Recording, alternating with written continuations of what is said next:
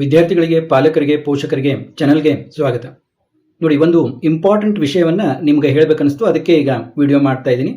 ಎಲ್ಲರೂ ಬಹಳಷ್ಟು ಜನ ಈಗ ಆಪ್ಷನ್ ಎಂಟ್ರಿ ಮಾಡ್ತಾ ಇದ್ದೀರಾ. ಯಾರು ನೀಟ್ ಎಕ್ಸಾಮ್ ಅಪಿಯರ್ ಆಗ್ತಾ ಇಲ್ಲ ಅವರು ಆಪ್ಷನ್ ಎಂಟ್ರಿ ಮಾಡ್ತಾ ಇದ್ದೀರಾ. ಬಹಳಷ್ಟು ಜನ ಯಾವಾಗ ನಾನು ಆಪ್ಷನ್ ಎಂಟ್ರಿ ಲಿಸ್ಟ್ ಮಾಡಿಕೊಡ್ತೀನಿ ಅಂದಾಗ ನಾನು ಅವರ ಡೀಟೇಲ್ಸ್ ಅನ್ನು ವಿಚಾರಿಸುವಾಗ ನಂದು SNQ ಕೋಟಾ ಇದೆ, SNQ ಕೋಟಾ ಇದೆ ಅಂತ ಹೇಳ್ತಾ ಇರ್ತಾರೆ. ಅಂದರೆ ನಾನು ಯೂಶ್ವಲಿ ನೀವು ಆಪ್ಷನ್ ಎಂಟ್ರಿ ಲಿಸ್ಟ್ ಮಾಡಿಕೊಡ್ರಿ ಅಂತ ಕೇಳಿದಾಗ ನಾನು ನಿಮ್ಮ ರ್ಯಾಂಕ್ ಎಷ್ಟು, ಯಾವ ಕ್ಯಾಟಗರಿ ಅಂತೆಲ್ಲ, ಮತ್ತು ನಿಮಗೆ ಯಾವ ಬ್ರ್ಯಾಂಚ್ ಬೇಕು, ಬೆಂಗಳೂರಲ್ಲಿ ಬೇಕಾ, ಮೈಸೂರಲ್ಲಿ ಬೇಕಾ, ಹುಬ್ಳಿ, ಧಾರವಾಡ, ಬೆಳಗಾವಿ ಎಲ್ಲಿ ಬೇಕು ಏನು ಅಂತ ಎಲ್ಲ ಅವರ ಡೀಟೇಲ್ಸನ್ನು ಕೇಳಿ ನಾನು ಅದನ್ನು ನೋಟ್ ಡೌನ್ ಮಾಡಿಕೊಂಡು ನಾನು ಅವರಿಗೆ ಆಪ್ಷನ್ ಎಂಟ್ರಿ ಲಿಸ್ಟನ್ನು ಮಾಡಿಕೊಡ್ತಾ ಇರ್ತೀನಿ. ಆಗ ಅವರು ನನಗೆ ಪದೇ ಪದೇ ಹೇಳೋದು ನಂದು SNQ ಕೋಟಾ ಇದೆ, SNQ ಕೋಟಾ ಇದೆ ಅಂತ. ಆದ ಕಾರಣ ಇಲ್ಲಿ ನನಗೆ ತುಂಬ ಇಂಪಾರ್ಟೆಂಟು ಹೇಳಬೇಕನ್ನಿಸ್ತು. SNQ ಕೋಟಾ ಕೆಲವು ಕಾಲೇಜುಗಳಿಗೆ ನೀವು ಅಪ್ಲೈ ಮಾಡಿದರೆ SNQ ಕೋಟಾ ಸಿಗೋಲ್ಲ. ಆ ಕಾಲೇಜುಗಳು ಯಾವುವು, ಅಲ್ಲಿ ನಿಮ್ಮ ಆದಾಯ ಎಷ್ಟೇ ಕಡಿಮೆ ಇರಲಿ, ನಿಮಗೆ SNQ ಕೋಟಾ ಎಸ್ ಅಂತಿದ್ದು ನಿಮ್ಮ ಆದಾಯ ಎಷ್ಟೇ ಕಡಿಮೆ ಇದ್ರೂ ಕೂಡ ನಿಮಗೆ SNQ ಕೋಟಾದಲ್ಲಿ ಸೀಟು ಅಲಾಟ್ ಆಗೋದಿಲ್ಲ. ಯಾಕಂದರೆ ಆ ಕಾಲೇಜುಗಳಲ್ಲಿ SNQ ಕೋಟಾ ಅನ್ನೋದೇ ಇಲ್ಲ. ಅದು ನಿಮಗೆ ಸರಿಯಾಗಿ ಗೊತ್ತಿರಬೇಕು. ಆ ಕಾಲೇಜುಗಳಲ್ಲಿ ನೀವು ಎಷ್ಟೇ ಬಡವರಿದ್ದು ನಿಮ್ಮ ಆದಾಯ ತುಂಬ ಕಡಿಮೆ ಇದೆ ಅಂತ ತಿಳ್ಕೊಳ್ಳಿ, ಬೇರೆ ಕಾಲೇಜುಗಳಾಗಿದ್ದರೆ ನಿಮಗೆ SNQ ಕೋಟಾ ಸಿಕ್ಬಿಡ್ಬೋದಿತ್ತು. ನೀವು ಆ ಕಾಲೇಜುಗಳನ್ನು ಹಾಕೊಂಡಿದ್ರೆ SNQ ಕೋಟಾ ಸಿಗೋದಿಲ್ಲ. ಆದ ಕಾರಣ ನಿಮ್ಗೆ ಏನಾದರೂ SNQ ಕೋಟಾದಲ್ಲಿ ಸೀಟು ಪಡೆಯಬೇಕು ಅನ್ನೋದು ಬಹಳಷ್ಟು ಇದಿದ್ರೆ, ನನಗೆ ಸಿಕ್ಕೇ ಸಿಗುತ್ತೆ ಅನ್ನೋ ನಿರೀಕ್ಷೆ ಇದ್ದರೆ ಆ ಕಾಲೇಜುಗಳನ್ನು ಹಾಕಬೇಡಿ. ಅಥವಾ ಹಾಕಿದ್ರೂ ಕೂಡ ಎಲ್ಲ ಕಾಲೇಜುಗಳ ನಂತರ ಕೊನೆಯಲ್ಲಿ ಆ ಕಾಲೇಜುಗಳನ್ನು ಹಾಕಿ.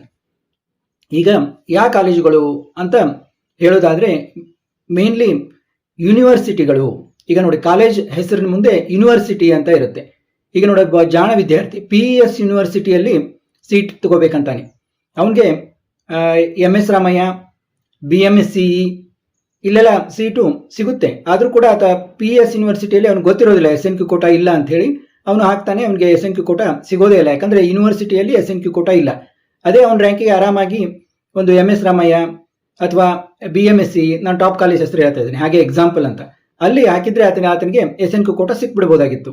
ಆದ ಕಾರಣ ಇವೇನು ಯೂನಿವರ್ಸಿಟಿ ಅಂತ ಇದ್ದಾವೆ ಅಲ್ಲಿ ನಿಮಗೆ SNQ ಕೋಟಾ ಸಿಗೋದಿಲ್ಲ. ಯಾವ ಯೂನಿವರ್ಸಿಟಿ ಅಂತ ಹಾಗೆ ನಾನು ಕೆಲವೊಂದು ಹೆಸರುಗಳನ್ನು ಹೇಳ್ತಾ ಹೋಗ್ತೀನಿ. ನೀವು ಯಾವುದು ಡೀಮ್ಡ್ ಯೂನಿವರ್ಸಿಟಿ ಅಥವಾ ಯೂನಿವರ್ಸಿಟಿ ಅಂತ ಇರುತ್ತಲ್ಲ ಅಲ್ಲಿ SNQ ಕೋಟಾ ಇರೋದೇನೇ ಇಲ್ಲ. ಈಗ PES ಯೂನಿವರ್ಸಿಟಿ, ಇಲ್ಲಿ ಹುಬ್ಬಳ್ಳಿಯ KLE ಟೆಕ್ನಾಲಜಿಕಲ್ ಯೂನಿವರ್ಸಿಟಿ ಅಥವಾ ಬೆಳಗಾವಿಯ KLE ಟೆಕ್ನಾಲಜಿಕಲ್ ಯೂನಿವರ್ಸಿಟಿ, ಏನು BVB ಶೇಷಗಿರಿ ಅಂತಿದ್ರಲ್ಲ ಅಲ್ಲೆಲ್ಲ, ಮತ್ತೆ ಗುಲ್ಬರ್ಗಾದ ಶರಣಬಸವ ಯೂನಿವರ್ಸಿಟಿ. ಈಗ ಕೆಲವೊಬ್ರು ನಮಗೆ ಕೇಳ್ಬೋದು, ವಾದ ಮಾಡ್ಬೋದು, ಇಲ್ಲ ಸರ್ BVB ಕಾಲೇಜಲ್ಲಿ ಬಹಳ ವರ್ಷ ಹಿಂದೆ SNQ ಕೋಟಾದಲ್ಲಿ ನಮ್ಮ ಅಣ್ಣ ಕಲ್ತಿದ್ದಾನೆ ಅಂತ. ಅವಾಗ ಅದು ಕಾಲೇಜ್ ಅಂತಿತ್ತು. ಈಗ ಏನು ಯೂನಿವರ್ಸಿಟಿ ಅಂತ ಆಗಿದೆಯಲ್ಲ ಅಲ್ಲಿ ನಿಮಗೆ SNQ ಕೋಟಾ ಇರೋದಿಲ್ಲ. ಮತ್ತು ಮೈಸೂರಿನ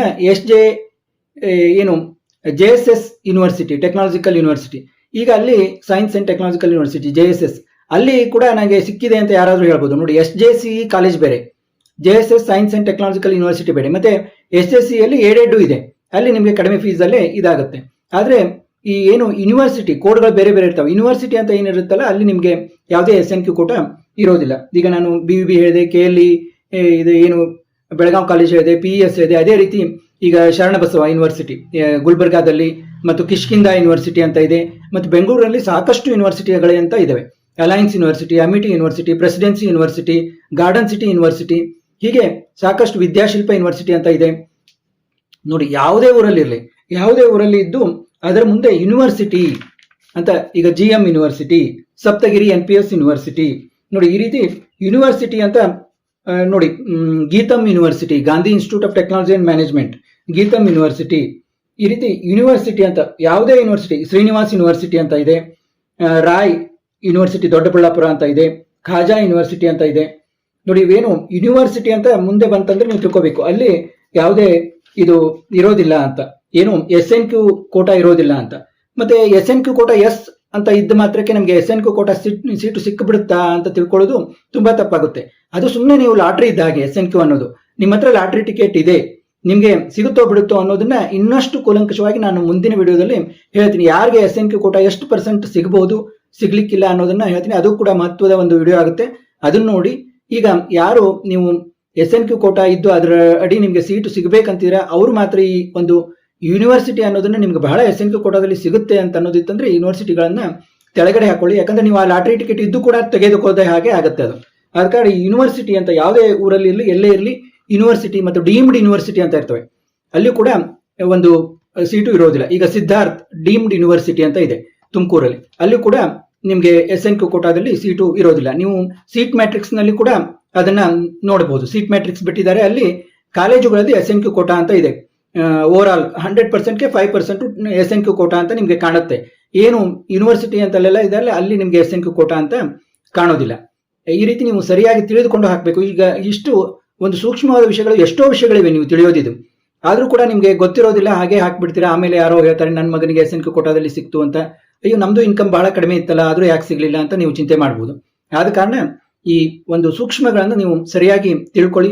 ಯಾರಿಗೆಲ್ಲ ಒಂದು ಆಪ್ಷನ್ ಎಂಟ್ರಿ ಲಿಸ್ಟ್ ಬೇಕಾಗಿದೆ, ನೀವು ಮೊದಲು ಕಾಲ್ ಮಾಡಿ ವಿಚಾರಿಸಿ, ನಾನು ಫ್ರೀ ಆಗಿದ್ರೆ ನಾನು ಮಾಡ್ಕೊಡ್ತೀನಿ ಅಂತಂದ್ರೆ ಮಾತ್ರ ನೀವು ಪೇ ಮಾಡಿ. ಸುಮ್ಮನೆ 500 rupees ಫೋನ್ ಪೇ ಮಾಡಿ ಸುಮ್ಮನೆ ಕೂತ್ಕೋಬೇಡಿ. ನಿಮ್ಮ ಡೀಟೇಲ್ಸ್ ಅನ್ನ ಚೆನ್ನಾಗಿ ಮಾತಾಡಿ ಆಮೇಲೆ ಪೇ ಮಾಡಿ. ಮತ್ತೆ ಮುಂದಿನ ವಿಡಿಯೋದಲ್ಲಿ ಯಾರಿಗೆ SNQ ಕೋಟಾದಲ್ಲಿ ಸೀಟು ಸಿಗುತ್ತೆ, ಎಷ್ಟು % ಸಿಗುತ್ತೆ ಅನ್ನೋದನ್ನ ಹೇಳ್ತೀನಿ. ನೀವು ಅದನ್ನ ನೋಡಿ ಅಂದ್ರೆ ನಿಮ್ಗೆ ಬಹಳಷ್ಟು ಗೊತ್ತಾಗುತ್ತೆ. SNQ ಕೋಟಾ ಇದ್ರೂ ಸಿಗುತ್ತೋ ಇಲ್ವೋ ಅನ್ನೋದು ಗೊತ್ತಾಗುತ್ತೆ.